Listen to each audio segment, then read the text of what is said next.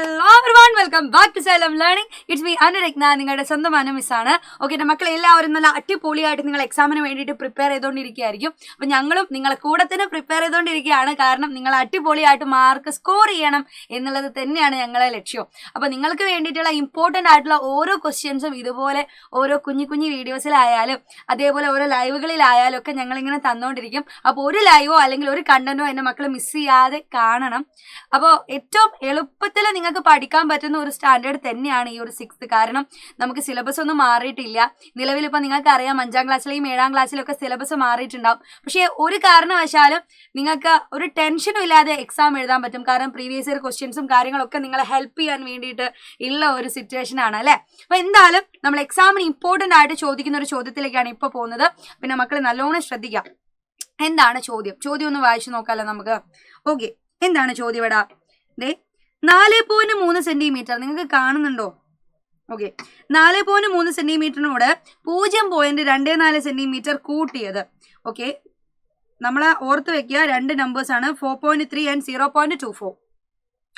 4 വിദ്യാർത്ഥികൾ കണ്ടെത്തിയ ഉത്തരങ്ങൾ ചുവടെ നൽകിയിരിക്കുന്നു. ആരാണ് ശരിയായി ഉത്തരം എഴുതിയത്? അപ്പൊ സിമ്പിൾ ആയിട്ട് നമ്മൾ എന്ത് ചെയ്യുക, ഈ രണ്ട് നമ്പേഴ്സ് ആഡ് ചെയ്ത് നോക്കുക. 4.3 പ്ലസ് 0.24. അപ്പൊ നിങ്ങൾ ആഡ് ചെയ്യുന്ന സമയത്ത് ശ്രദ്ധിക്കുക, നിങ്ങൾ ഡെസിമൽ നമ്പർ ആണ് ആഡ് ചെയ്യുന്നതെങ്കിൽ, എന്താണ് ഡെസിമൽ നമ്പർ ആണ് ആഡ് ചെയ്യുന്നതെങ്കിൽ എന്ത് ചെയ്യുക, ഈ ഒരു പോയിന്റുകൾ താഴെ താഴെ തന്നെ എഴുതാൻ വേണ്ടിയിട്ട് ശ്രമിക്കുക.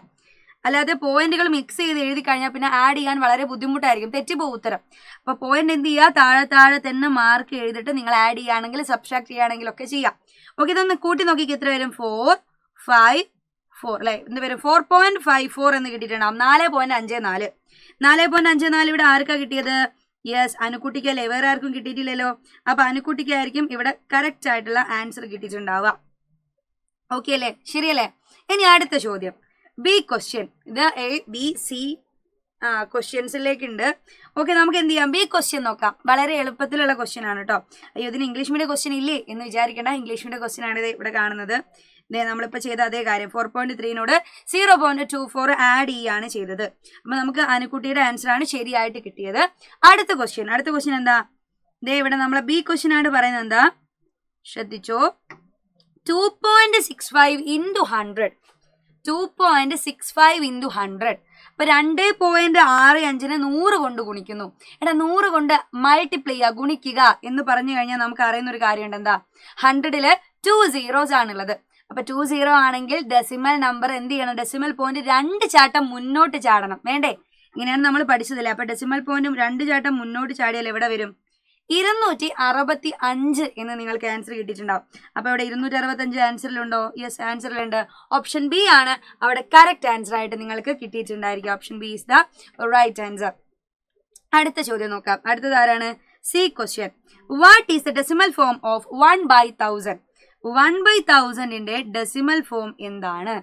1/1000ന്റെ ദശാംശ രൂപം എന്താണ്? എന്തായിരിക്കും? നമ്മൾ ഹരിക്കുമ്പോൾ, ഡിവൈഡ് ചെയ്യുന്ന സമയത്ത് നമുക്കറിയാം പോയിന്റ് പുറകിലേക്കാണ് ഇടേണ്ടത്. അപ്പൊ ഇവിടെ 1നെ 1000 കൊണ്ട് ഹരിക്കുമ്പോൾ 1 കഴിഞ്ഞിട്ടില്ലേ, ഇവിടെ 1000ല് 3 0. അപ്പൊ 3 ചാട്ടം പുറകിലേക്ക്, 1 2 3. എന്നിട്ട് ഇവിടെ വേണം പോയിന്റ് കൊടുക്കാൻ. അപ്പൊ എന്ത് വരും? ഇവിടെ രണ്ടിടത്തും 0 ആയിരിക്കും. പോയിന്റിന് തൊട്ട് മുൻപിലും 0 വരും അല്ലെ. 0.001 ആയിരിക്കും നിങ്ങൾക്ക് ആൻസർ കിട്ടിയിട്ടുണ്ടാവാം. 0.001 നമ്മളെ ഓപ്ഷനിലുണ്ടോ? യെസ്, ഓപ്ഷനിലുണ്ട്. ആരാണ്? Option C is the right answer. അല്ലേടാ, ഓപ്ഷൻ സി അല്ലേ വരിക? യെസ്, കറക്റ്റ് ആയിട്ട് കിട്ടി. ഇനി അടുത്തത് എന്താ? ലാസ്റ്റ് ആൻഡ് ഫൈനൽ ആയിട്ടുള്ള ഒരു ചോദ്യം ഉണ്ട്. എന്താ? Which is the fractional form of 0.70? 0.70യുടെ ഫ്രാക്ഷണൽ ഫോം എന്താണ്? ഭിന്ന രൂപമാണ് ചോദിച്ചത്.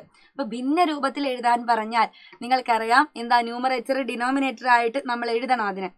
0.70. ഇവിടെ ഒളിഞ്ഞിരിക്കുന്ന ഒരു കാര്യമുണ്ട്. എന്താണെന്നറിയോ നിങ്ങൾക്ക്? ഒളിഞ്ഞിരിക്കുന്ന ഒരു കുഞ്ഞിക്കാര്യം എന്താണെന്ന് വെച്ചാൽ ഇത് നോക്കണേ. 0.70 എന്ന് പറഞ്ഞാൽ എൻ്റെ മക്കൾ ചാടി കയറിയിട്ട് മനസ്സിലാക്കും എന്താ, 2 സ്ഥാനം മുൻപിൽ പോയിന്റ് ഉണ്ടല്ലോ എന്നായിരിക്കും വിചാരിക്കുക. പക്ഷേ ശ്രദ്ധിക്കുക, ഇവിടെ പോയിന്റിന് ശേഷം 7 കഴിഞ്ഞിട്ട് 0 വന്നാൽ ആ 0ക്ക് വാല്യൂ ഇല്ല. ആ സീറോന് വാല്യൂ ഇല്ല. ഇത് നിങ്ങളെ കളിപ്പിക്കാൻ വേണ്ടി തന്ന ക്വസ്റ്റ്യൻ തന്നെയാണ്. 0.70 എന്ന് പറഞ്ഞാൽ ഈ സീറോന് വാല്യൂ ഇല്ല എന്ന് പറഞ്ഞാൽ 0.70 എന്ന് പറഞ്ഞാലും 0.7 എന്ന് പറഞ്ഞാലും ഈക്വലാ. എനിക്ക് ഈ 7 കഴിഞ്ഞിട്ട് എത്ര 0 വേണമെങ്കിലും ഇട്ട് കൊടുക്കാം, ഒരു പ്രശ്നവുമില്ല. കാരണം ആ 7 കഴിഞ്ഞ് വരുന്ന ഏത് 0 ആണെങ്കിലും അതിന് വാല്യൂ ഇല്ല. അപ്പൊ അവിടെ കൊടുക്കുന്ന ആ ഒരൊറ്റ 0ക്ക് വാല്യൂ ഒന്നുമില്ല. സോ എന്റെ മക്കൾ മനസ്സിലാക്കുക, 7ന്റെ തൊട്ട് മുൻപിലാണ് ഒരു പോയിന്റ് വരുന്നത്. 2 സ്ഥാനത്തിന് മുൻപിലല്ല, 2 സ്ഥാനത്തിന് മുൻപിലല്ല, 1 സ്ഥാനത്തിന് മുൻപിലാണ് ശരിക്കും ഇവിടെ പോയിന്റ് വരുന്നത്. അപ്പൊ 7ന് ഒരു ചാട്ടം മുൻപിൽ പോയിന്റ് വരണമെങ്കിൽ ഞാൻ ഏത് നമ്പർ കൊണ്ട് ഡിവൈഡ് ചെയ്യണം? 7നെ 10 കൊണ്ടാണോ, 100 കൊണ്ടാണോ, 1000 കൊണ്ടാണോ? എടാ ഒരു ചാട്ടം മുൻപിൽ, അപ്പൊ ഒരു 0 ഉള്ള നമ്പർ ആയിരിക്കും. ഒരു 0 ഉള്ള നമ്പർ ആരാണെടാ? 10.